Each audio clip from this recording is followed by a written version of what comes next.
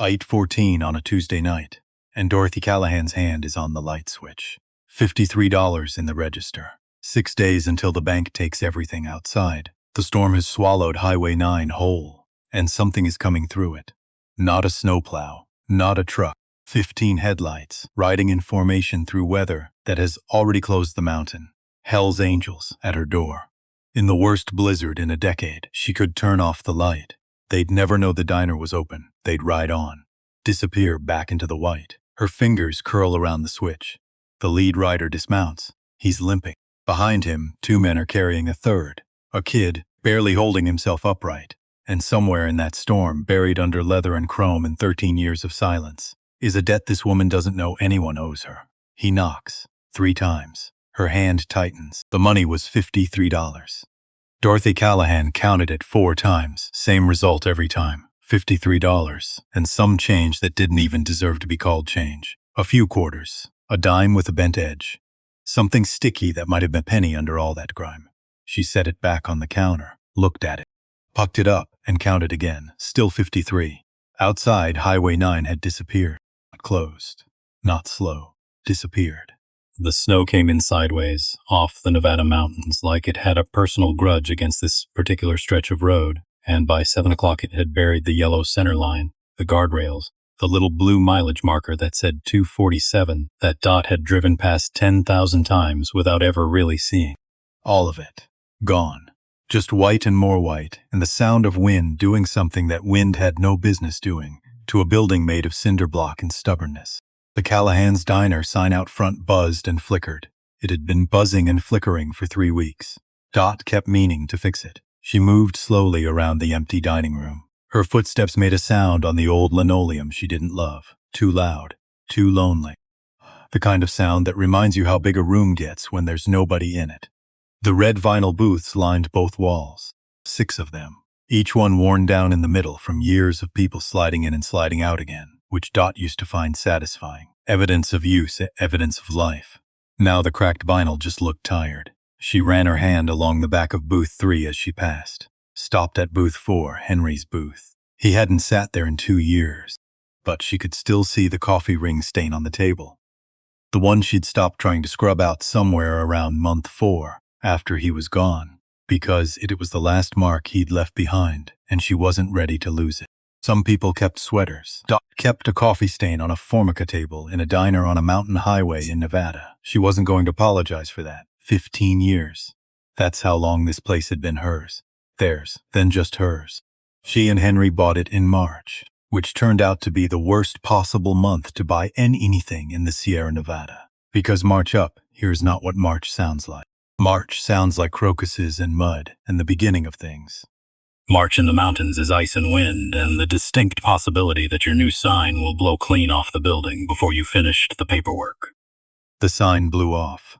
They nailed it back up. Henry laughed so hard he dropped the hammer. He was always doing things like that. Laughing when he should have been worried. Worrying when everyone else had relaxed. Dot used to find it maddening. Now she'd give almost anything to have someone around who worried at the wrong times. Almost anything. Not the diner. She wouldn't give the diner. Even now. Even with the notice under the register. She made herself look at it again. The letter from First Mountain Bank had been under the cash register since Tuesday morning, which meant it had been under there for 4 days, which meant Dot had successfully avoided reading it more than twice. 6 days. That's what it said. 6 days before the bank exercised its right to begin foreclosure proceedings on the property known as Callahan's Diner, Highway 9, Mineral County, Nevada. Very official. Very cold. The kind of language designed to make you feel like you were already a memory. $53. 6 days. 3 months of back payments she couldn't make. She'd done the math so many times, the numbers had stopped feeling like numbers. There was a thing she hadn't told anyone. 3 months ago, right around the time the first payment bounced, a man in a very clean truck had pulled into her parking lot and offered her $450,000 for the property. Cash. Quick Close. A regional restaurant chain out of Reno expanding along the mountain corridor, and had apparently decided that Callahan's Diner had good bones. He was polite, he had good shoes. He left his card. Dot had picked up a pen. She'd gotten as far as the first blank on the first page. Then she'd looked up. at the coffee stain on booth 4, at the photograph behind the register. Her and Henry, 35 years old, standing in front of this building on the day they signed the papers, both of them squinting into the spring sun, with the exact expression of people who had no idea what they'd gotten themselves into. She'd put the pen down, picked up the contract, tore it in half, then in quarters, stood there holding the pieces and wondering if she'd just made the bravest decision of her life or the most catastrophic one. She still didn't know. Some days she thought brave. Most days lately she thought catastrophic. Tonight, counting $53 for the 4th time, she was leaning pretty hard toward catastrophic. The coffee pot on the burner had been sitting since noon. It had reached that particular stage of late evening coffee that could generously be called concentrated and less generously be called punishment. Dot poured herself half a cup anyway, stood at the counter, drank it. It tasted like a bad decision. She drank the rest. She was reaching for the light switch at 8:14 when she heard it. Low at first, buried under the wind, easy to miss. She almost missed it. But there was something different about this sound. The wind had a pitch to it, high and thin and constantly changing. This was lower, steady, like a pulse, like something alive coming through all that white nothing. Dot's hand stayed on the light switch. She turned toward the window. At first, nothing, just snow against glass. The smeared glow of her own lights reflected back at her. Then headlights, more than one, coming out of the storm like slow-moving stars. And under the lights, the shape of motorcycles, big ones, 10, 12. She counted wrong the first time because her eyes kept losing them in the white. But they were there, riding in formation despite the conditions, disciplined. Like they'd done this before. Like they'd done this in worse. 15 motorcycles pulled into her parking lot. Dot stood very still. Her hand was still on the light switch. Off. She could turn it off right now and the diner goes dark, and from the outside it reads exactly like a closed sign without needing to be one. They'd see it. They'd understand. They'd find somewhere else. Her fingers curled around the switch. She looked out the window. The lead rider had already dismounted. Tall, even through the gear and the dark and the snow she could read big, could read presence. He stood beside his bike for a moment, and then she saw it. The way his left leg moved when he stepped forward, just slightly off. Not badly enough to slow him down, but enough. He was hurt, or had been, or both. Behind him, 2 of the other riders were helping a third one off his bike. The third one wasn't moving right, hunched forward, arms stiff against his sides. Dot's eyes narrowed. She knew the body language of pain. She'd watched Henry move through pain for the last 2 years of his life, and she knew every version of it. The one how was hunched, wasn't drunk, wasn't dramatic. That was someone trying not to let it show. The big man walked toward her door. Dot watched him come. Her hand didn't move from the switch. She thought, I am 50 years old and I have $53, and I am alone in a building in a blizzard and there are 15 strangers in my parking lot. She thought, Henry would have already had the coffee poured. She thought, Henry is not here. Her fingers tightened on the switch. He knocked 3 times. Not hard, not aggressive. Of someone who understood they were asking for something and wasn't going to pretend otherwise. She could see his face now through the window. The porch light caught it. Older than she guessed from a distance. Mid-40s. A scar that ran from his left temple down to his jaw. Old healed, turned silver. His beard had ice in it. His eyes were just tired. Not threatening. Not calculating. Just the eyes of someone who had been riding in this for a long time and was running out of road. Dot looked at him. He looked back. 8 seconds, she counted. Then she took her hand off the light switch, crossed to the door, turned the deadbolt, opened it. The cold hit her like something physical. Temperature dropping 20 degrees in the space of a doorframe. Snow swirling in around her ankles, dusting the linoleum floor she'd mopped that morning out of habit and stubbornness. The man on her threshold said, "Ma'am." Just that. One word. But it had the whole thing in it. The apology for showing up. The gratitude for the open door. The exhaustion of someone who hadn't stopped moving in a very long time. "Ray Donovan," he said. "Thunder Ridge chapter. We've been riding since 7 this morning. The highway's shut down about 12 miles back. We have someone who needs to get out of the cold." Dot looked past him. The others had dismounted and were moving toward the door, helmets off, faces raw from the wind.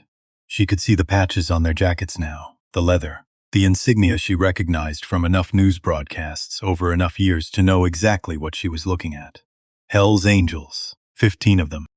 She looked at the one being supported between two of the bigger men. Very young, early 20s at most. His face was pale in a way that wasn't just cold. His arm was tugged against his ribs in the careful way of someone protecting something that hurt. She stepped back from the door. All of you, she said. Get inside. They filled the diner the way a river fills a all at once, taking the shape of whatever space was available. Big men with leather creaking and ice melting off their boots, moving carefully in a room built for regular-sized people living regular-sized lives.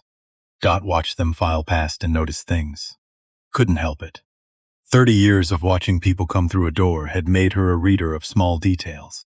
The one with the mohawk, silver, which meant he'd had it long enough for his hair to go gray around it, held the door open for the man behind him. The one with the full-sleeve tattoos on both arms steered himself around her display case without being asked. The oldest one, gray-haired and moving like a man, whose joints remembered a lot of bad weather, paused at the entrance mat and actually stomped his boots clean. And the young one, the one who was hurt, let himself be guided to the nearest booth and collapsed into it in the careful way of someone who had been holding themselves upright through willpower alone and had just run out. Dot was already moving. She went behind the counter, got the first aid kit from under the register, a good kit, because Henry had insisted on a good kit. Said you never know what walks through a diner door on a mountain highway. He had been right about that the way he was right about a lot of things she hadn't appreciated until after. She came around to the booth. The young man looked up at her. He had dark eyes, with shadows under them that didn't come from tonight. His hands were on the table. They were shaking slightly. Not from cold, or not only from cold. Ely, said the man with the scar. Ray Donovan. I'd taken the stool nearest the counter and was watching her with an expression she couldn't entirely read. His name is Eli Marsh. He took a slide on the Scherz curve about 40 miles back. Ribs, we think. He wouldn't let us stop. I'm fine, said Eli. You're not, Dot. Not unkindly. Just as the truth, she set the kit on the table. Can you lift your left arm? He did, barely. Winced hard. Don't do that again, she said. Just sit still. While she worked, the diner began to breathe again. She heard Ray Donovan talking quietly to the man on the next stool. A black man with a sergeant-at-arms patch, and the kind of stillness that came from having learned to be patient in difficult circumstances. Heard the one with the mohawk. She'd catch his name later. Scratch, the others called him. Dealing cards to nobody in particular. Just shuffling and reshuffling the way some people moved rosary beads. Heard the low general sound of 15 people warming up. Boots on linoleum. Jackets unzipping. The particular exhale of people who have been cold for a very long time and are finally somewhere warm. She heard all of this without looking up. Her hands were busy. She wasn't scared anymore. She wasn't sure exactly when that had shifted. Somewhere between the third man stomping his boots clean and the oldest one asking him quietly if the chair by the window was all right to sit in. But the fear had gone quiet. What was left was the professional calm of a person who had a task in front of her. Eli hissed when she pressed along the lower rib. That one, she said. Yeah, he said, that one. Not broken, bruised, maybe cracked. She sat back, looked at him directly. You need an x-ray. Highway's closed. I know the highway's closed. I'm telling you what you need, not what you can have tonight. She reached back into the kit. I can wrap it. It'll help with the breathing. He looked at her for a moment. Something moved across his face.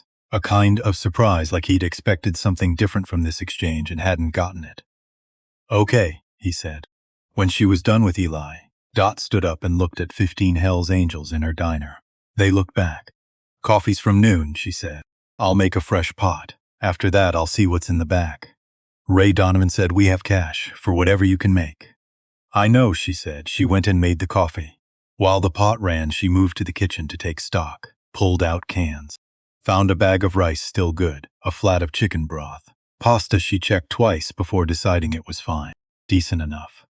Henry always said decent enough was what people remembered. Not the fancy stuff, not the elaborate thing. The moment someone brought you something warm when you were cold and tired and out of options. That was the thing that stayed. She was thinking about Henry when Eli's voice came from the booth. Not talking to anyone in particular. Talking to the table maybe, or to the window and the storm beyond it. Why didn't you turn off the lights? She stopped, didn't turn around right away. We all saw you, he said. Before you opened the door, standing at the switch, we could see you through the glass. The kitchen went quiet. The wind outside did not. Dot set down the can she was holding, turned around. Walked to the pass-through window between the kitchen and the dining room. Eli was looking at her. Others had gone quiet, not staring, just quieted. She thought about what to say, thought about Henry, about the sign, about the torn contract in pieces in her recycling bin at home. The light was already on, she said. Turning it off would have been a waste. Nobody laughed, but something in the room shifted. The kind of shift you feel more than see. Ray Donovan turned his coffee cup slowly on the counter, around and around. Then he said, without looking up, "How long have you had this place?" 15 years. Long time to keep a light on. Yes, said Dot, it is his. She fed them still. It wasn't much. Soup from the cans. Pasta. Bread from that morning still good enough toasted. Coffee that got better with the fresh pot. She moved behind the counter and through the kitchen pass-through with the efficiency of someone who had done this 10,000 times and didn't need to think about the mechanics of it anymore. All 15. Quietly, mostly, the way hungry people eat when they're also tired. Not talking much, just being somewhere warm with food in front of them. Dot refilled coffee cups without being asked. Watched the color come back into Eli's face. Watched the oldest biker, 60-something, white-bearded, with a Boulder chapter patch, eat 2 full bowls of soup, and then sit back and close his eyes like a man in church. The man with the sergeant-at-arms patch sat nearest the counter all night. His name, she'd learned, was Victor Kane. Quiet in the particular way of a man who noticed things and didn't feel the need to announce that he was noticing them. A kind of stillness that takes years to develop. The kind that usually comes from either meditation or difficulty. And Dot didn't think it was meditation.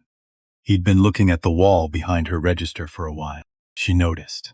Didn't say anything. Eventually she turned to see what he was looking at. The photograph. Her and Henry, March of the first year, standing in front of the building. The sign had blown off the week before this picture was taken, and they'd nailed it back up crooked. Callahan's diner leaning about 12 degrees to the left, like it was considering its options. Henry squinting. Dot with her hand shading her eyes. Both of them looking slightly baffled by the whole situation. A bad photo. She'd kept it for Victor Kane said, "Can I ask you something?" "Go ahead." He pointed at the photograph. "When was that taken?" "March. 15 years ago. First week we owned the place." He nodded slowly. "Before my time then." She looked at him. "Our time for what?" He didn't answer right away. Just kept looking at the photograph with that careful expression. Like he was lining something up. Like he was checking a memory against what was in front of him. Then he said, "There's a story I've been trying to find the ending to for about 13 years. I think I just found it." He told it slowly. His brother, not biological, raised together, close enough. Frank Calloway. Drove long haul for a freight company out of Sacramento. Big man. Red beard you could spot from half a mile. December 13 years ago. Frank was westbound on Highway 9, coming off a 3-day run, long hours, cold cab. Something started hurting in his chest, and at first he thought it was bad coffee from the Fernley truck stop, and then it wasn't that. He pulled off the highway, parked in the closest lot he could find, sat there, alone. 2 in the morning, chest pain getting worse, phone dead from the cold. A woman found him. She'd come out to check on something. The dumpster, a noise. He never knew exactly, and she found him sitting in his truck, pale and sweating despite the cold, and she knew what she was looking at. She called 911. And then, because a rock slide was blocking the pass, and the ambulance couldn't get through, she put Frank Calloway in her own car and drove him down the mountain herself. Stayed at the hospital until 6 in the morning. Paid $14 for his parking when they discovered his wallet was still in the truck. Frank had 3 blocked arteries. Another hour alone in that truck, and the doctor said probably he doesn't make it. He's 55 now, Victor said. Has 2 grandkids. Still drives, though he switched to regional routes after the surgery. Short haul. Home every night. A pause. He talks about the woman from the diner on Highway 9 at every family dinner for 13 years. Calls her the angel from the mountain. The diner had gone very quiet. Dot stood with her hands flat on the counter. She remembered that night. Not all of it. It had been a busy winter, and one emergency looks a lot like another in the moment. But she remembered the truck. the big man. The way he'd looked at her when she'd come out and said she was going to drive him herself. And he'd started to argue and she'd said, "You can argue or you can get in the car, Frank, but the car is leaving in 30 seconds either way." She hadn't thought about it as anything special. She'd just done what was in front of her to do. "That was your brother," she said. "That was my brother." Victor said she didn't know what to say to that. She didn't say anything. Then Scratch, the one with the silver faux mohawk, looked up from his cards and said, "First time I came through here, I had a dog with me." Dot turned toward him. "Border collie," he said. I aimed Wheels, for reasons that made sense at the time. "Good dog. Smartest animal I've ever met." He set his cards face. This was maybe 8 years ago, winter. Not this bad, but bad enough. My bike had a slow leak in the rear tire and I was rationing my pump. He looked at the table. Wheels was sick. I didn't know it yet. I thought he was just cold. "I came in here and I told you my dog was outside, and could he come in?" "Dogs are welcome," Dot said. Scratch looked at her. "That's exactly what you said. And then you brought out a bowl of water and a dish of something, and you let that dog sit in the booth next 2 hours while my top tire sorted itself out." A pause. "Wheels died 6 months later. Cancer. Fast." He said it evenly. The way people say things they've made peace with. "But he had that afternoon. Warm booth. Good meal. Slept on my jacket the whole time." He picked his cards back up. "Not to play, just to have something in his hands. That dog loved a warm booth more than he loved anything except chasing things," he said. "I think about that afternoon a lot, that it happened, that it was good." Dot stood at the end of his booth and thought about a border collie named Wheels. And the afternoon she couldn't fully reconstruct, but that had clearly been real and had clearly mattered. She thought about how many afternoons there had been, how many nights. 15 years of people coming through a door, in a building on a mountain highway. Truckers, families, travelers going towards something or away from something, or just moving because stopping felt too permanent. People with dogs and people alone, and people who ordered everything on the menu, and people who nursed a single coffee for 3 hours and never said why. She hadn't known she was building something. She'd thought she was just running a diner. Eli was still awake. He was the one Dot kept coming back to. Not hovering, not making it obvious. Just the way you keep an eye on something that concerns you. I'd been sitting with both hands flat on the table and his eyes at the window for most of the last hour. The storm outside had gone from violent to merely serious. The snow still fell, the highway still invisible. But the quality of the wind had changed. Less furious, more settled. Like something that had said everything it had to say and was just waiting now. "I was here before too," Eli said. He wasn't looking at anyone. Us saying it to the room, or to himself, or to whatever it is people talk to at 2 in the morning, when they've been carrying something for a long time. Dot stopped moving. 3 years ago, he said. "I don't know if you remember me. I was just a guy who stopped." "Tell me," she said. He thought about it, like he was deciding how much of the truth to use. Then he said, "I was 22. I'd lost my job, lost my apartment 2 weeks after that. My parents had told me to figure it out on my own, and I was figuring out that I couldn't." He paused. "I was riding west with about $40 and no plan and no idea what I was going to do when the $40 ran out." He stopped, started again. Like there was a version of this story and then there was the real one and he was deciding which one to tell. "My tank was almost empty. I saw the light from the highway and I pulled off." Another pause. "I wasn't just broke and lost. The full truth is I'd gotten to a place where I wasn't sure I wanted to keep going, not just on the road." He looked at his hands. "I don't know how to say this without it sounding like a lot more than it is, so I'll just say it. I wasn't sure I wanted to keep going at all." The sentence landed and sat there.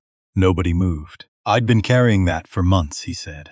"I thought I had it contained, like a problem I was managing. But you don't manage something like that. You think you do, and then one night on a dark road you realize you've been wrong the whole time." He finally looked up at her. "You served me a full meal. I don't even remember what was in it. I just remember sitting in that booth." He glanced across the aisle to booth 2. "And you put it down in front of me without asking any questions. When I put my last 20 on the table, you pushed it back." The room was so quiet she could hear the coffee machine hum. "You said something to me," Eli said. "I've thought about it a lot." You probably don't even remember saying it." "What did I say?" He looked at her steadily. "You said I looked like someone who'd forgotten they were worth something." Dot didn't move. She stood behind the counter with her hands on the edge of it and looked at this young man with the cracked rib and the dark eyes, and she tried to remember. She couldn't reconstruct the specific night, couldn't pull up the specific face. Over 15 years, you served a lot of people. You said a lot of things. Some of them were just true things that needed saying, and you said them the way you handed over coffee.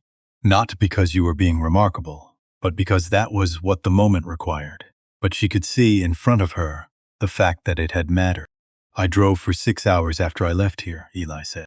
All night. By morning something had shifted. I got to Reno and I called a number I'd been carrying in my wallet and not calling for 3 months. A crisis line. I talked to someone for 2 hours. Then I found a shelter. Then I found Ray.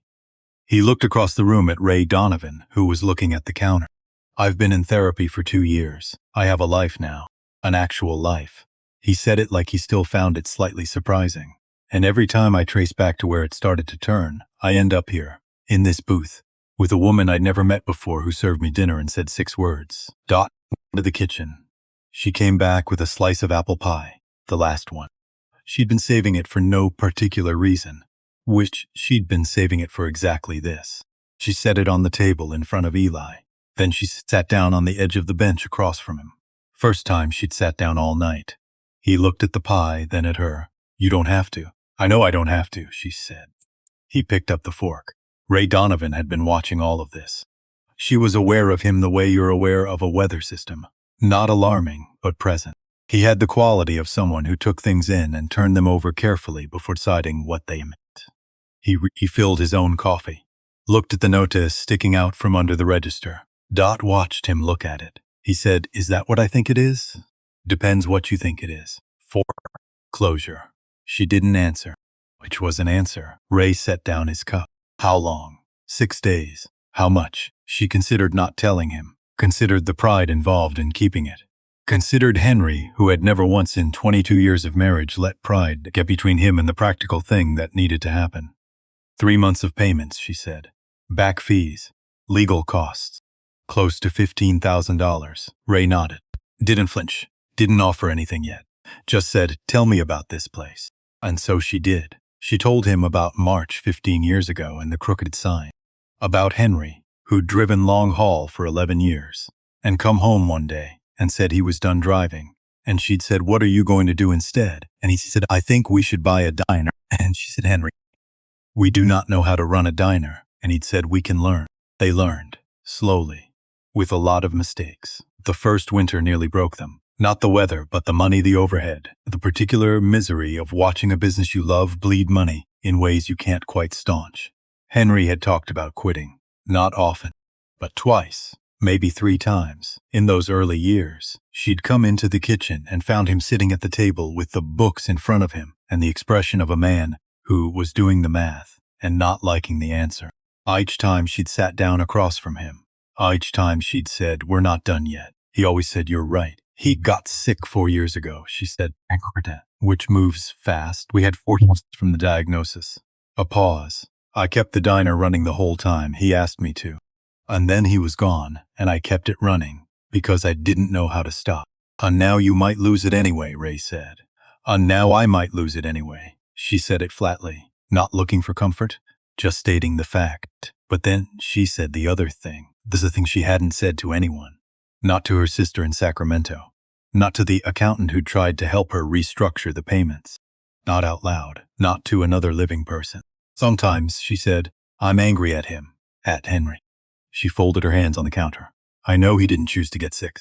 I know that. But sometimes I am so tired and so scared. I look at this place and I think, this was your dream, Henry. You made me fall in love with your dream. And then you left, and I'm the one standing in it alone, trying to hold it together. And some nights I don't know if I'm keeping it going for the right reasons, or if I'm just too scared to let go of the last thing I have left of you. Nobody says anything. Victor Kane nodded once. The slow nod of a man who understood something in his own body and didn't need to explain it. Eli looked at his plate. Ray looked at the window. Outside, the storm was still going. Highway 9 still invisible. The world still white and impassable and cold. Inside, the coffee was hot. The lights were on. Victor said quietly from his stool, my son comes home next month. 3rd deployment. Marines. He turned his coffee cup in his hands. Every time the phone rings at an odd hour, my whole body does something I can't put a name to before I even pick up. I know that feeling, Dot said. People who know it, Victor said. He was quiet for a moment. Then Frank calls me every Sunday morning. Done that since his bypass. We don't say much, talk about football, his grandkids, whatever's on the news. But he calls and I pick up. And just knowing that call is coming carries me through the rest of the week. He looked at her directly. You gave him the rest of his weeks. You gave me my Sunday calls for 13 years, and you didn't even know you were doing it. Dot pressed her lips together. I just drove him to the hospital, she said. No, Victor said. You drove him to the hospital at 2 in the morning on a mountain road, while a rock slide had the pass blocked and the temperature was 15 degrees, and you paid $14 for his parking. It was the right amount of change, Dot said. It was $14 you probably needed. She didn't argue with that. At around 10:30, Ray stood up, put on his jacket, patted his pocket for his phone. I'm going to step outside for a few minutes, he said. Dot looked at him. It's 20 degrees out there. I know. You were just inside for the first time in 12 hours. I know, he said it. He went to the door, opened it. The cold came in, sharp and brief. Then the door closed, and through the window Dot could see the porch light catching him as he moved to the edge of the lot, phone to his breath making small clouds in the frozen air. Scratch was watching from his booth. Dot said, "He doing?" Scratch looked at her over his cards, shuffled, reshuffled. Last time I saw make calls in a storm like this was the winter of 2019, Tucson. And by morning there were 60 bikes in the parking lot. Neither of them said anything else. Dot stood at the window and watched Ray Donovan pace in the snow for almost an hour. His voice rose and fell with the wind. She couldn't hear words, just the cadence of someone working through a list, methodical. A man who knew how to move through a plan. She didn't know what plan, she didn't ask. At some point, the storm began very slightly to ease, not stop, just breathe. The snow coming down a little less sideways. Up the wind dropping a note or two. Dot turned away from the window. She looked at her diner, at the red vinyl booths and the worn linoleum and the flickering sign outside and the 15 men who had filled the empty space. At the coffee stain on booth 4, she thought about $53. She thought about 6 days. She thought about Henry, sitting in the bad light kitchen in the morning, with the books spread in front of him, and herself sitting down across from him, and the words she'd said like they were easy. We're not done yet. She picked up the coffee pot, made another round. Ray Donovan came back inside at 11:43. Dot knew because she'd been watching the clock above the coffee machine, the way you watch something when you're pretending not to watch it. Glancing, looking away, glancing again. The hands moved the way they always moved in the deep part of a long night, slow enough to make you wonder if the battery was going. I came through the door with snow in his hair, and his face reddened from the cold, and his jaw set in the particular way of a man who just finished doing something he'd been planning for a while. He didn't say anything right away. He sat back down at the counter, picked up his coffee cup. It was empty, cold. He'd been outside almost an hour. A Dot took it, poured it fresh without being asked, set it back down. He wrapped both hands around it, still didn't speak. The diner had settled into the quiet of late night and shared warmth. The white-bearded man from Boulder had fallen asleep upright in the corner booth with his arms folded and his chin dropped to his chest. Scratch had abandoned his cards and was staring at the ceiling with the focused expression of a man's problem no one else could see. 3 of the others had pushed 2 booths together and were stretched out as much as the furniture allowed. Boots off, jackets folded under heads. Eli was still awake. He was sitting with both hands flat on the table and his eyes at the window. The storm outside had gone from violent to merely serious. The snow still fell, the highway still invisible, but the quality of the wind had changed, less furious, more settled, like something that had said everything it had to say and was just waiting now. Victor Kane hadn't moved from his stool 2 hours. Every so often he'd refill his own coffee from the pot. Dot had left at the end of the counter. Every so often he'd look at the photograph on the wall, then back to his cup. Dot understood that kind of looking, the kind where you're not really seeing the thing in front of you. You're seeing something behind it, something that happened far enough back it should feel smaller by now, and doesn't. Ray set down his cup. Can I ask you something personal, he said. Not a question. The kind of sentence that's already decided. You can ask, Dot said. Same construction, same understanding. The foreclosure, he said. The 6 days. Is there anyone who knows? Family. Someone helping you work through it. Dot picked up a cloth, wiped down a section of counter that was already clean. My sister knows, she said. She's in Sacramento. She offered to lend me money 2 months ago and I said no. Why? Not why did you say no, just why. She stopped wiping. 'Cause it was her retirement, she said. Because she worked 30 years in a school district, and that money is the thing standing between her and having to work until she's 75. I'm not touching that. Ray looked at her. So instead, you're going to lose the diner. Instead, I was going to figure it out myself. She folded the cloth, set it on the counter. That's been working great so far. He almost smiled. Not quite, but almost. Victor said without turning from the window. You want to know what I do when I can't figure something out myself? Dot looked at him. I ask him somebody who's been where I am, and he said. That's it. That's the whole system. Simple, she said. Everything good is simple, Victor said. We make it complicated because asking for help feels like losing something. Most of us would rather lose everything than feel like we lost something. The room was quiet enough that the coffee machine's hum was audible, and the wind and the particular sound of 15 people breathing in different rhythms in a warm enclosed space. Dot didn't answer him, because he wasn't wrong, and she didn't have a good argument against the truth. Henry used to say that about her. She'll fight you on opinion all day long, but show her a fact, and she'll fold in 30 seconds. She'd told him that was not a compliment. He'd said it absolutely was. Eli's voice came from across the room, directed at the table more than at anyone in particular. I want to say the rest of it, he said. The part I left out before. Turned toward him. You don't have to, she said. I know, he said. I want to. He took a breath. Not dramatic. Just necessary. When I came through here 3 years ago, he said, I wasn't just broke and lost and riding west with no plan. I said all of that and it was true. But the full truth is I'd gotten to a place where I wasn't sure I wanted to keep going. Not just on the road. He looked at his hands. I mean any of it. The sentence landed and sat there. Nobody moved. I'd been carrying that for months, he said. Quietly. I told myself I had it contained, like a problem I was managing. But you don't manage something like that. You think you do. And then one night on a dark road in the middle of nowhere, you realize you've been wrong the whole time, and you're further gone than you thought. He was looking at the table. His voice was level, the kind of level that costs something to hold. I pulled into your lot because my gauge was on empty.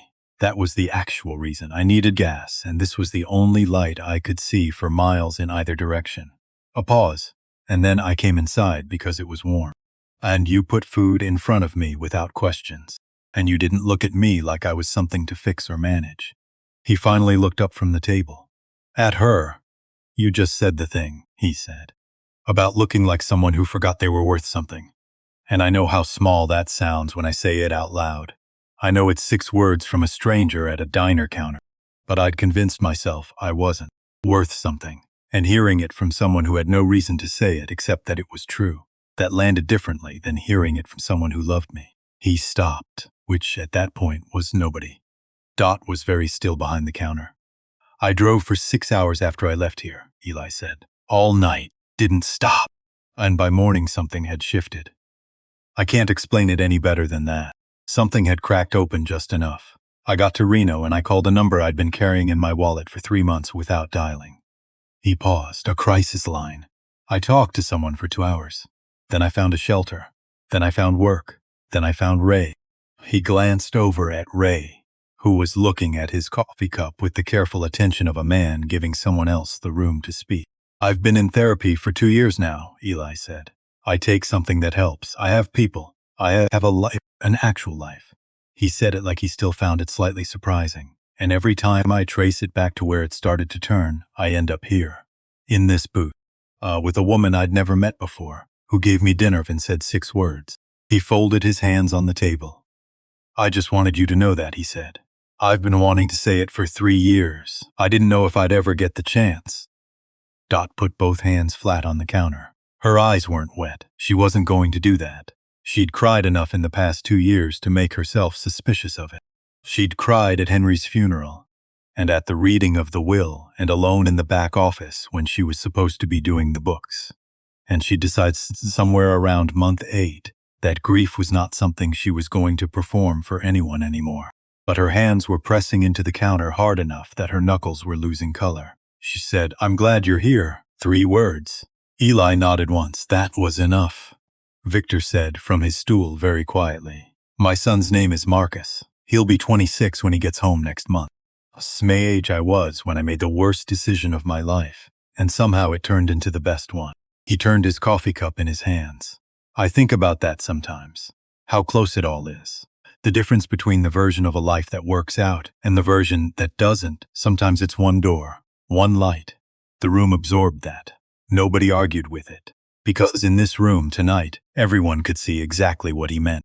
Dot went to the kitchen at around 1 in the morning, because there was still half a bag of flour, a can of shortening, and enough odds and ends that her hands wanted something to do. She wasn't a baker. Henry had been the baker. But she'd watched him enough times that her hands knew the general shape of the process even when her confidence didn't. She measured without measuring, added what seemed right, worked the dough with the focused attention of someone who needed to be focused on something. She made biscuits. It took 30 minutes. The results were uneven, some too thick, some too flat, all of them slightly irregular in shape.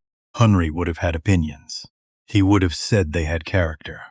He would have eaten 3 before she got them to the table, and then looked at her with the expression of a man who absolutely had not eaten 3 biscuits.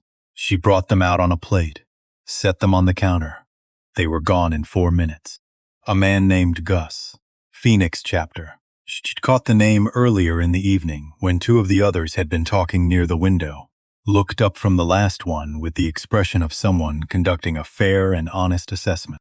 "These are good," he said. "They're uneven," she said. "Good and uneven aren't mutually exclusive," Gus said. He said it with the authority of someone who'd spent time around food and knew what he was talking about. Which, she'd learned later in the morning, was because his family had run a restaurant in Flagstaff for 40 years, and he'd grown up in the kitchen before he grew up on a Harley. "My grandmother used to say the best biscuits always looked like they'd lived a little." Dot looked at the empty plate. "Your grandmother was a smart woman," she said. "Smartest person I ever knew," Gus said simply, and went back to his coffee. She stood at the kitchen pass-through for a moment.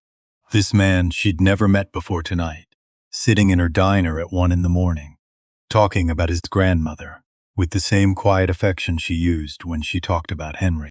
There was something in that, in the way grief and gratitude could sit so close together inside the same sentence.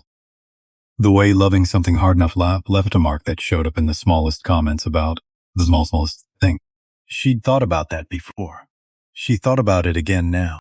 Then she went back to the kitchen and started a second batch, not because anyone asked, just because she had the flour and the time and the particular comfort of doing something with her hands in the deep part of a long night. While the biscuits were in the oven, Victor appeared in the kitchen doorway. He had 2 coffee cups. Set one on the shelf beside her, leaned against the doorframe. Didn't say anything for a minute. Just drank his coffee and looked at the supply shelf inventory like it was something worth looking at. Then he said, "My wife says the hardest part of carrying something alone is forgetting that you chose to pick it up in the first place. And that means you can also choose to put some of it down." Dot checked the oven. Not because it needed checking, because she needed a moment. "What if I don't know how?" she said. "You put it down the same way you picked it up," Victor said. "One piece at a time." She thought about that. "Your wife sounds smart," she said. "Considerably smarter than me," he said. "She married down and has never once mentioned it." A pause. 26 years. Henry and I at Tote said. "Good years?" "Most of them." She wrapped her hands around her cup. "The last ones were hard, the sick ones. But even when it was bad, even in the hospital at the end, he was still Henry. He still made me laugh at things I shouldn't have laughed at." She shook her head. "That kind of person is hard to replace." "You don't replace them," Victor said simply. "You carry them different after a while, but you don't replace them." The oven timer went off. She pulled the second batch of biscuits out.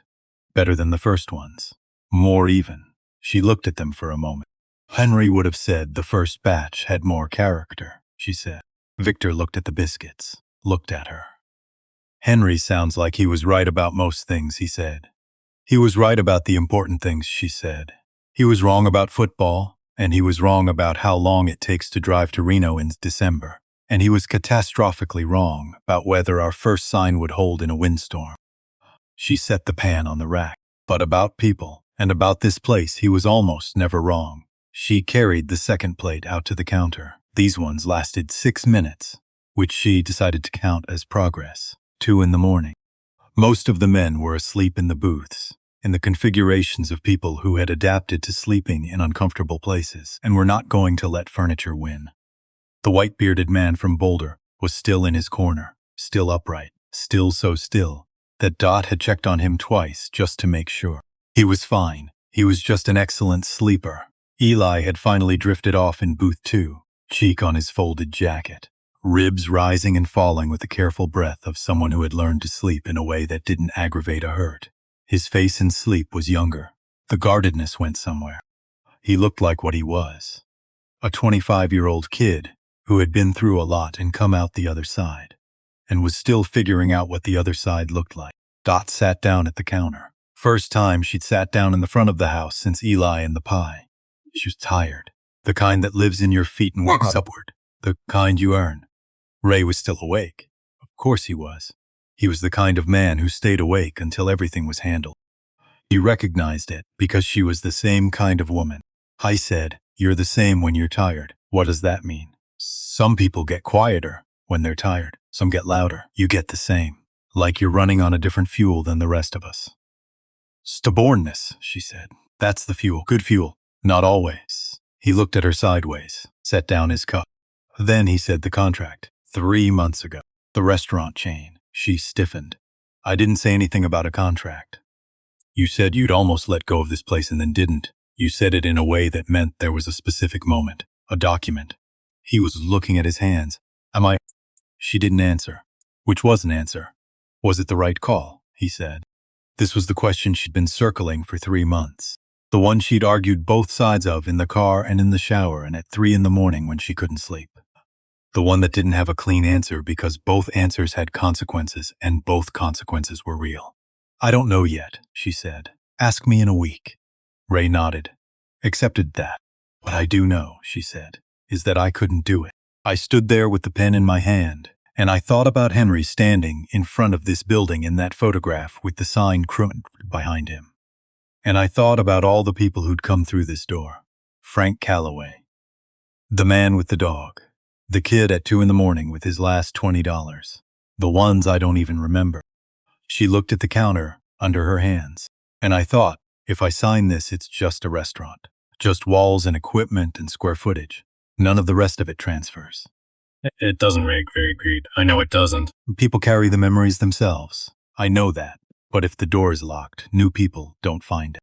The next person who pulls off Highway 9 at 2 in the morning because it's the only light they can see, they drive past. They keep going into the dark. She stopped. I couldn't be the one who turned off the light, she said, even if keeping it on cost me everything. Ray looked at her for a long moment, then he said quietly enough that she almost missed it. No, I don't think you could. The clock above the coffee machine said 3:14. Outside, the wind had dropped further. The snow had thinned to almost nothing. Not dawn, not close. But the storm was finishing itself the way storms eventually do, not dramatically, just gradually running out of weather. Scratch stirred from his booth, not fully awake, just shifted, resettled. Dot looked at the room. She thought about how this evening had started. $53, a foreclosure notice, an empty diner and a hand on a light switch, and 8 seconds of deciding who she was going to be. She thought about what the evening had turned into. She thought, I don't know what Ray was planning. I don't know what those phone calls were. I don't know what morning brings, she thought. But I kept the light on. I made the right call in the 8 seconds that mattered. Whatever comes next starts from that. It wasn't a resolution. It wasn't a fix. It was just a fact she could stand on when the ground felt soft. She stood up from the counter, picked up the coffee pot, made another round through the diner, filling the cups of the ones still awake, leaving the sleeping ones alone. Ray watched her make the round. He said, very quietly when she got back to him, Frank Calloway's oldest grandson is named Henry. Dot stopped. She set down the coffee pot. He said Frank named him that, said he'd always liked the name, said it felt right for a boy you hoped would grow up to be the kind of person who helped strangers. Dot stood at her own counter in her own diner in the middle of a Nevada mountain night and felt something move through her that she didn't have an exact word for. Not grief, not quite joy, something that lived between them. The thing you feel when you understand that the people you've loved have left marks in the world you'll never fully see. That kindness branches outward in directions you can't track. That a name given to a child in a hospital in Sacramento has something to do with a decision you made at 2 a.m. 13 years ago when you put an almost stranger in your car and drove him down a mountain road. Henry. Her Henry. Frank's Henry. A boy she'd never meet, who carried a name that mattered to her. He would have liked that, she said. Her voice was steady, she meant it to be. Ray nodded. Then he picked up his phone, made one more call, stepped away from the counter, voice low, facing the wall. Dot watched him go. Then she turned to the window. 4 a.m. The storm had stopped, completely, suddenly. The way mountain storms sometimes do. 1 minute the snow is falling, and the wind is working, and the world is reduced to what you can see through a window, and then it just stops. Like someone turned off a switch. Like the whole thing had been making a point and had finally made it. Dot was at the window with her coffee when the quality of the air outside changed. The snow had started to fall, or it seemed that way. The world outside became very still and very clear and very cold. Stars appeared. Actual stars, bright and hard-edged. The kind that only exist above 6,000 feet when the clouds have cleared, and there's nothing between you and the sky. She stood at the window for a moment. Then she said to no one and everyone, "Storm's over." The diner woke up piece by piece. The white-bearded man from Boulder opened his eyes and looked around like a man confirming the world was still the right shape. Scratch sat up and ran a hand over his silver mohawk. Several of the others stirred in the booths, the way people stir when they've been asleep somewhere uncomfortable. And their bodies have registered the change in atmosphere. Eli woke up and immediately remembered his ribs. She could tell by the small, sharp intake of breath. Then he looked around, found his bearings, found her. She raised the coffee pot. He nodded. She poured. Ray had been on his phone again in the corner. He came back to his stool and set it face down on the counter. He said, "By 6, there'll be enough light to see the highway." "And," she said, "and I need you to trust me about something." She looked. "And that's a big," she said. "It's from someone I met 8 hours ago. I know it is. You haven't told me what you were doing on the phone for the last 3 hours. No, are you going to?" Ray looked at her steadily. "I called people," he said. "People who know this place. People who know your name even if you don't know theirs. People who have been waiting for a long time for a reason to do something, and now they have one." A pause. "That's all I'll tell you right now." Dot held his gaze. She was not by nature or experience a woman who trusted easily. She'd learned trust as a practice, something you built deliberately, over time, with evidence. Not something you handed over in the dark of a morning just because a man with a scar and tired eyes asked you to. But she'd also learned, slowly, painfully, after Henry, that sometimes the thing you needed most was the thing you were worst at reaching for. She thought about a border collie named Wheels sleeping on a leather jacket. She thought about Frank Calloway, 55-year-old, 2 grandkids, still driving. She thought about Eli, asleep in booth 2 with his ribs wrapped and his face soft and a whole actual life in front of him. She thought about a boy in Sacramento named Henry, who would never know why his grandfather chose that name. She thought about the light she hadn't turned off. "Okay," she said. Ray blinked, like he'd prepared for more resistance. "Okay," he said. "You said trust you," she said. "I'm trusting you." She turned back to the coffee machine. "Don't make me regret it." 5 a.m. The sky outside went from black to a deep bruised purple at the edges of the mountains. Not dawn yet. The beginning of the promise of it. The place where night decides of it and starts the long process of letting go. Dot stood at the window with her 4th cup of coffee and watched the color change. Victor came to stand beside her.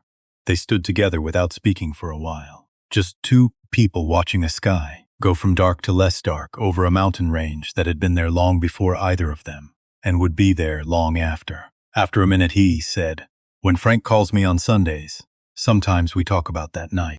The drive down the mountain. He says you didn't say much, just drove." He said that was the thing he remembered most, that you weren't trying to reassure him or calm him down. You just drove like getting there was the only thing that mattered. It was the only thing that mattered, Dot said. Yeah, Victor said. That's what he says too. Outside, the first tentative light was finding the peaks. The mountains taking shape out of the dark, outline first, then detail. The highway below still in shadow. The parking lot empty and white and still for now. At 5:47, Dot heard it. One engine, low, coming from the direction of the highway. Then a second, then a third. She pressed her palm flat against the cold window glass and watched the headlights come. One by one at first, then in pairs, then in groups too many to count individually. Materializing out of the pre-dawn dark the way the mountains had materialized. Outline first, then detail. Chrome catching the earliest light. The sound of the engines building from a murmur to something that filled the mountain air completely. She didn't move. Ray Donovan stood up from his stool. He looked at the window, at the parking lot filling up with light and motion, and the sound of 24 engines becoming 36, becoming more. Then he looked at her. He didn't say anything yet. But his expression did something she hadn't seen it do all night. Something that wasn't quite a smile, but was the thing underneath a smile. The thing that comes before. Behind her, she heard Eli's voice from booth 2. Mrs. Callahan. She didn't turn around right away. She was still watching the headlights. Yeah, she said. I think Ray's phone calls worked. She looked at the parking lot. At the bikes arriving in formation, one wave behind another. Utah plates. Arizona. California. Patches she recognized and she'd seen. Different chapters, different states, different stories. All of them converging on this particular stretch of Highway 9, in the last dark minutes before a Nevada sunrise. Coming toward her light. Yeah, she said again, and she went to make more coffee. 'Cause whatever was coming through that door next, they were going to need it. They kept coming. That was the thing Dot couldn't quite get her mind around. Not the first wave. Not the dozen bikes that had materialized out of the pre-dawn dark, while Sheila still had her palm against the cold window glass. Not even the second wave, which arrived 20 minutes later from the Utah direction with their headlights cutting clean lines through the pale morning air. Kept coming, and kept coming, and kept coming. By 6:30, the parking lot was full. By 6:45, the overflow had spilled onto the gravel shoulder of the highway. By 7 o'clock, there were motorcycles parked 3 deep along the fence line and down the access road and into the cleared stretch of highway itself, arranged in rows so precise they looked like someone had measured the spacing with a tape. Dot stood at her window and counted until she lost count, stopped, started again, gave up. There were more bikes out there than she had chairs in the diner, more than she had coffee cups, more than she had anything, if she was being completely honest. Except the diner itself and the stubbornness that had kept it standing through 15 winters. Among the arriving riders, she began to notice women. 2 in the first wave, 3 more in the second. One of them, compact, dark-haired, maybe 45, wearing a Salt Lake City patch, had dismounted and was already talking to Ray with the focused efficiency of someone who ran things and was accustomed to running them. Dot watched her through the window. Watched the way the other chapter presidents leaned in slightly when she spoke. Watched the way she pointed at the diner, at the highway, at the arrangement of bikes, and nodded at whatever Ray said back to her.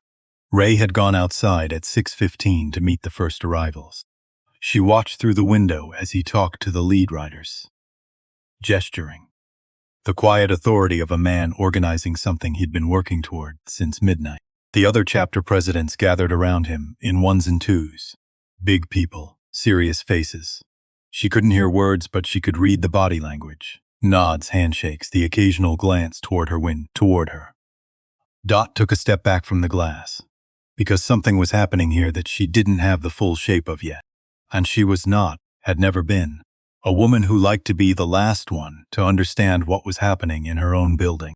She went to make more coffee. It was the only practical thing available to her, and she needed a practical thing.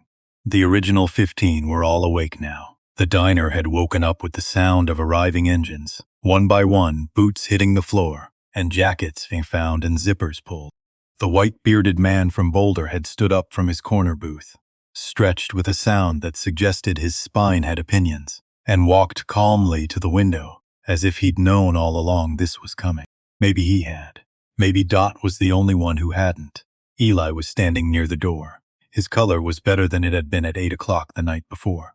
The night's sleep had done something for him, even sleep in a vinyl booth with bruised ribs. He was holding his coffee with the hands and looking out at the parking lot with an expression she couldn't quite categorize as not surprise. Something more like recognition, the look of someone watching a thing they'd hoped for but hadn't let themselves believe. Victor Kane appeared beside her at the counter. He said, without preamble, "How much coffee do you actually have?" "Enough for the 15 of you," she said. "Not enough for whatever that is." She gestured at the window. "How much flour?" "Victor, I'm assessing," he said calmly. "I know what you're doing." "Then let me do it." She opened the supply cabinet. Let him look. He stood there for 30 seconds, doing the math she'd been doing for 3 months, but with different numbers and different variables and the focused efficiency of a man who had organized logistics for a lot of charts in difficult conditions before, which, she now understood, was probably a significant part of what being sergeant-at-arms actually meant. Huss appeared in the kitchen doorway. He'd been up almost as long as she had and looked considerably less bothered by that fact than she would have expected. "Tell me what you need," Gus said to Victor, not offering, stating. The difference mattered. Victor looked at the cabinet, looked at Gus. "Everything in there that can feed people. All of it." On it," Gus said, and went. Victor turned to 2 of the younger bikers who were standing near the counter with the slightly lost expression of people waiting to be useful. He pointed at them, pointed at the kitchen, said 3 words. They went. Dot stood in the middle of her own kitchen, being ordered out of her own paralysis by a man she'd met 9 hours ago, and found she didn't mind it even slightly. "Thank you," she said. Victor looked at her. "Go get your apron," he said. "You've got people coming." She went and got her apron. What happened next could only be described as a military breakfast operation conducted by civilians with very good instinct and a shared understanding that the mission was feeding people efficiently and without fuss. Gus ran the kitchen. This turned out to be the correct decision. I moved through the space with the ease of someone who had grown up in one, which she'd learn in fragments over the next 2 hours he had. His family had run a restaurant in Flagstaff for 40 years. He'd grown up doing prep work before school and closing duties after. He'd left at 18 to follow a different road. But the knowledge had stayed in his hands the way certain knowledge does. It doesn't leave, it just waits. He could read a supply cabinet in 30 seconds, know exactly what it would yield. He reorganized her shelves in the same amount of time. He called out quantities to Victor without measuring because he didn't need to. He ran the griddle and the oven simultaneously, and never once bumped into either of the younger bikers he'd pulled in as runners. The smell of it reached the parking lot within 20 minutes. Fresh biscuits and coffee and eggs on a griddle.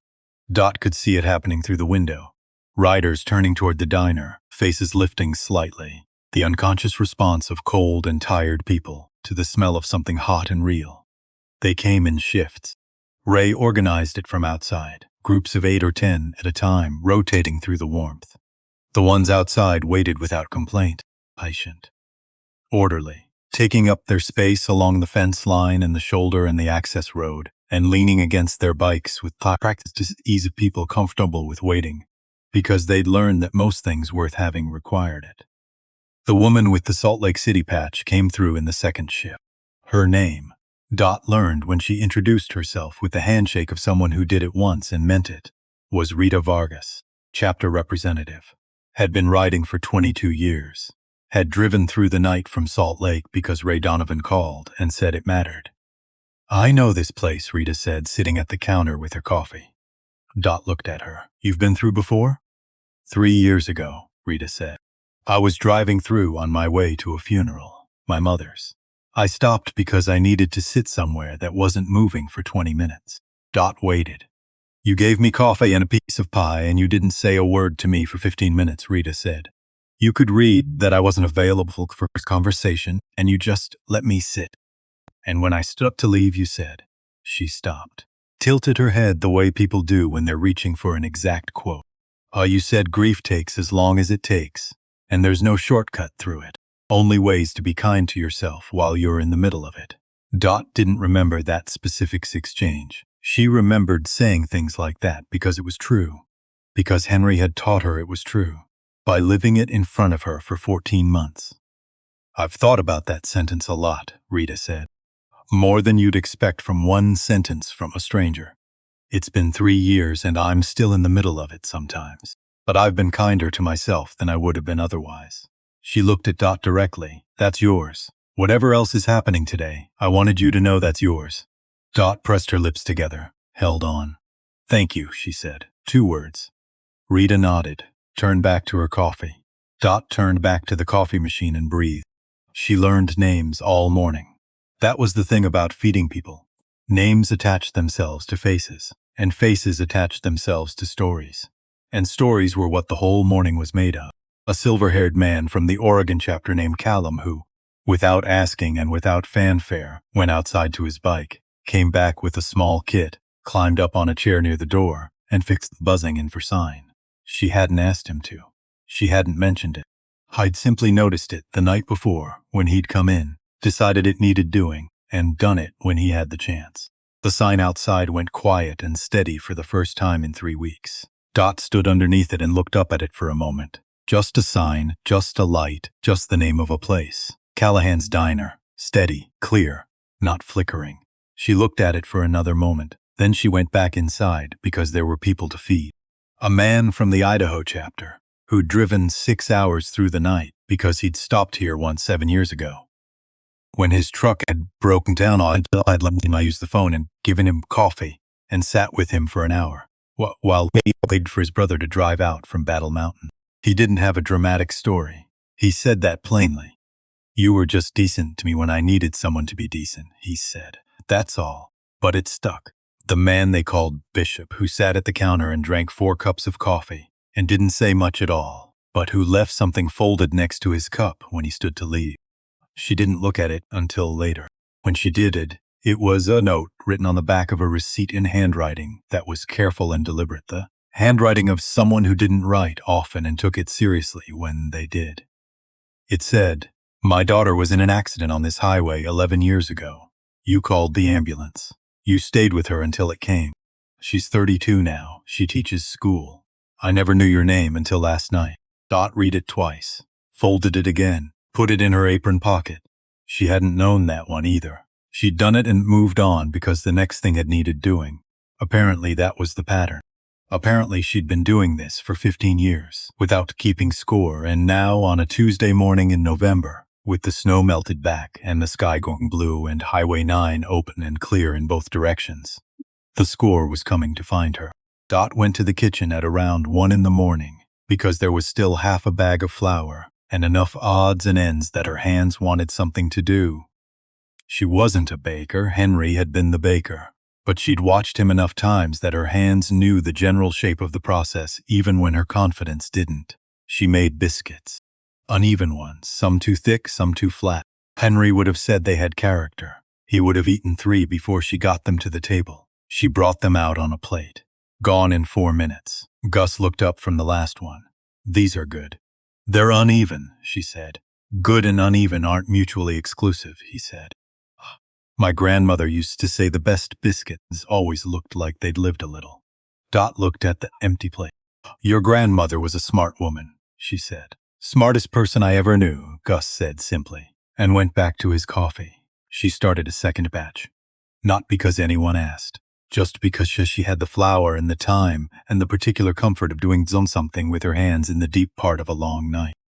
Victor appeared in the kitchen doorway with 2 coffee cups, set one beside her, leaned against the doorframe. After a moment, he said, My wife says the hardest part of carrying something alone is forgetting that you chose to pick it up, which means you can also choose to put some of it down. What if I don't know how? Dot said. Same way you picked it up, he said. 1 piece at a time. She thought about that. Your wife sounds smart, she said. Considerably smarter than me, he said. She married down and has never once mentioned it. 26 years. Henry and I had 22, Dot said. The last ones were hard. But even in the hospital at the end, he was still Henry. Still made me laugh at things I shouldn't have laughed at. She shook her head. That kind of person is hard to replace. You don't replace them, Victor said simply. You carry them different after a while. The oven timer went off. She pulled the second batch out. Better than the first ones. More even. Henry would have said the first batch had more characters, she said. Victor looked at the biscuits, then at her. Henry sounds like he was right about most things. The important things, she said. He was wrong about football, and catastrophically wrong about whether our first sign would hold in a windstorm. She set the pan on the rack. But about people and about this place, he was almost never wrong. She carried the second plate out to the counter. These ones lasted 6 minutes. She decided to count that as progress. 2 in the morning. Most of the men were asleep in the booths.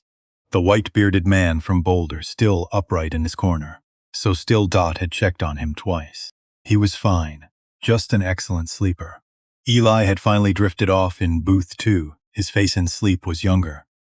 The guardedness went somewhere. He looked like what he was, a 25-year-old who had been through a lot and come out the other side still figuring out what the other side looked like. Dot sat down at the counter. First time in the front of the house, since Eli and the pie. Ray was still awake. Of course he was. He said, "You're the same when you're tired. What does that mean?" "Some people get quieter. Some get louder. You get the same, like you're running on a different fuel." "Stubbornness," she said. "That's the fuel. Good fuel." "Not always." He set down his cup. "The contract. 3 months ago. Someone offered to buy this place." She stiffened. "I didn't say anything about a contract. You said you'd almost let go, and then there was a specific moment. A document." She didn't answer. Which was an answer. Was it an answer? Was it the right call? He said. She'd been circling that question for 3 months. Both answers had consequences. Both were real. "I don't know yet," she said. "Ask me in a week." Ray nodded. "What do you know?" "I know I couldn't do it," she said. "I stood there with the pen and I thought, if I sign this, it's just a restaurant. Walls and equipment. None of the rest of it transfers." She looked at the counter under her hands. "And if the door is locked, the next person who pulls off Highway 9 at 2 in the morning, because it's the only light they can see, they drive past. They keep going into the dark." She stopped. "I couldn't be the one who turned off the light," she said, "even if keeping it on cost me everything." Ray was quiet for a moment, then quietly enough she almost missed it. "No, I don't think you could." The clock said 3:14. Outside, the wind had dropped further. The storm finishing itself the way storms eventually do. Not dramatically, just running out of weather. Dot looked at the room. At the booths and the worn floor, and the photograph and the coffee stain, and 15 men who had filled the space where nothing had been for too long. She thought, "I don't know what Ray is planning. But I kept the light on. I made the right call in the 8 seconds that mattered. Whatever comes next starts from that." She stood up, picked up the coffee pot, made another round. Ray said very quietly when she got back to him, "Frank Calloway's oldest grandson is named Henry." Dot set down the coffee pot. "Frank named him that," Ray said. "Said it felt right for a boy you hoped would grow up to be the kind of person who helped strangers." Dot stood at her own counter, in her own diner, in the middle of a Nevada mountain night, and felt something move through her that she didn't have an exact word for. Not grief, not quite joy, the thing that lives between them. What you feel when you understand that the people you've loved have left marks in the world you'll never fully see. That kindness branches outward in directions you can't track. That a name given to a child in Sacramento has something to do with a decision you made at 2 in the morning 13 years ago. "He would have liked that," she said. Her voice was steady. She meant it to be. 4 in the morning. The storm had stopped. Completely, suddenly. The way mountain storms sometimes do. 1 minute the snow is falling and then it just stops. Like someone turned off a switch. Dot was at the window when the quality of the air outside changed. The world became very still and very clear and very cold. Stars appeared, hard-edged and bright. The kind that only exist above 6,000 feet when there's nothing between you and the sky, she said, to no one and everyone. Storm's over. The diner woke up piece by piece. The white-bearded man from Boulder confirmed the world was still the right shape. Masak scratched her in a hand over his silver mohawk. Eli woke, remembered his ribs. She could tell by the small, sharp intake of breath. Then found his bearings. Found her. She raised the coffee pot. He nodded. She poured. Ray came back from the corner and set his phone face down on the counter. "By 6, there'll be enough light to see the highway," he said. "And?" she said. "And I need you to trust me about something. That's a big ask from someone I met 8 hours ago." "You haven't told me what you were doing on the phone." "No." "Are you going to?" "I called people," he said. People who know this place. People who know your name even if you don't know theirs. People who've been waiting for a reason to do something. A pause. That's all I'll tell you right now. Dot held his gaze. She was not a woman who trusted easily. She'd learned trust as something you built deliberately, over time, with evidence. But she'd also learned, slowly, after Henry, that sometimes the thing you needed most was the thing you were worst at reaching for. She thought about a border collie named Wheels, sleeping on a leather jacket. About Frank Calloway, 55 years old, still driving. About Eli asleep in booth 2 with his ribs wrapped, and a whole actual life in front of him. About a boy in Sacramento named Henry who would never know why his grandfather chose that name. She thought about the light she hadn't turned off. Okay, she said. Ray blinked, like he'd prepared for more resistance. Okay? You said trust you, she said. I'm trusting you. She turned back to the coffee machine. Don't make me regret it. The sky outside went from black to a deep bruised purple at the edges of the mountains. Not dawn yet. The beginning of the promise of it.